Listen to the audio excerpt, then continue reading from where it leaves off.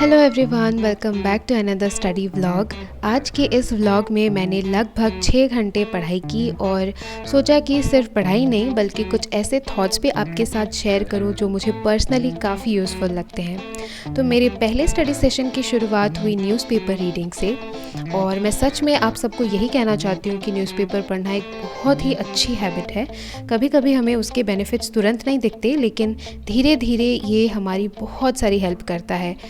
जैसे कि सबसे पहले तो ये हमारी रीडिंग स्पीड इम्प्रूव करता है, इससे वोकैबुलरी स्ट्रॉन्ग होती है, नई वर्ड्स और फ्रेजेस सीखने को मिलते हैं।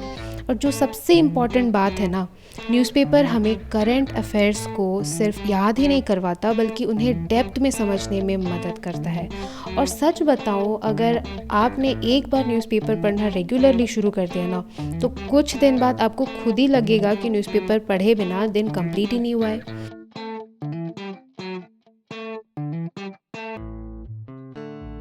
फिर न्यूज़पेपर के बाद मैंने अपने लैंग्वेज सब्जेक्ट पर शिफ्ट किया।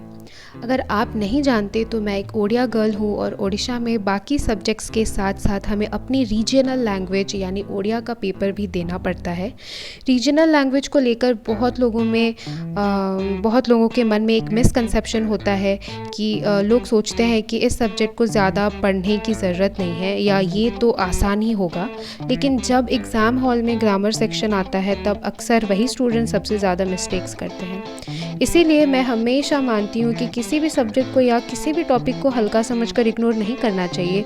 बहुत बार जो चीज़ें देखने में ईजी लगती हैं वही एग्ज़ाम में हमें सरप्राइज़ कर देती हैं। इसीलिए आप भी किसी सब्जेक्ट को ईजी है कहकर साइड में मत रखिए। हर सब्जेक्ट को इक्वल इम्पॉर्टेंस और इक्वल टाइम देना बहुत ज़रूरी होता है।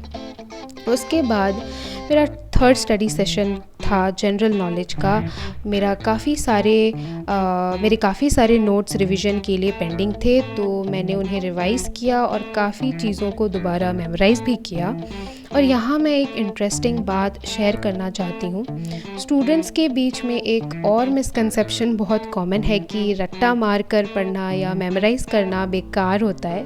कोई लोग बहुत प्राउडली बोलते हैं कि मुझे रट्टा वाली पढ़ाई नहीं होती, मतलब मुझसे रट्टा वाली पढ़ाई नहीं होती। लेकिन मेरी सोच थोड़ी अलग है। हर सब्जेक्ट में कुछ ना कुछ ऐसे टॉपिक्स होते ही हैं जिनको हमें याद करना पड़ता है, चाहे वो फैक्ट्स हो, डेट्स हो, वोकैबुलरी हो, ग्रामर रूल्स हो या फॉर्मूलाज। हम इस रियलिटी को तो डिनाई नहीं कर सकते ना। कंसेप्चुअल क्लैरिटी बहुत इंपॉर्टेंट है, मैं भी मानती हूँ, लेकिन उसके साथ साथ मेमोराइजेशन भी एक स्किल है। और सच कहूँ तो इन्फॉर्मेशन को इफ़ेक्टिवली याद रख पाना भी एक कला है।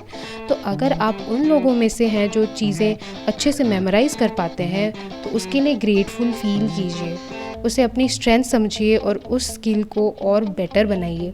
पढ़ाई सिर्फ समझने का नाम नहीं है और सिर्फ याद करने का नाम भी नहीं है। दोनों का बैलेंस ही हमें बेटर लर्नर बनाता है। और इसी के साथ मेरा आज का 6 घंटे का स्टडी सेशन कंप्लीट होता है।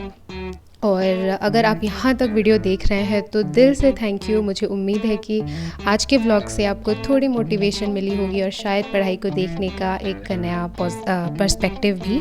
ऐसे ही और स्टडी व्लॉग्स और प्रोडक्टिव कंटेंट के लिए वीडियोस को लाइक करना, शेयर करना और चैनल को सब्सक्राइब करना मत भूलिएगा।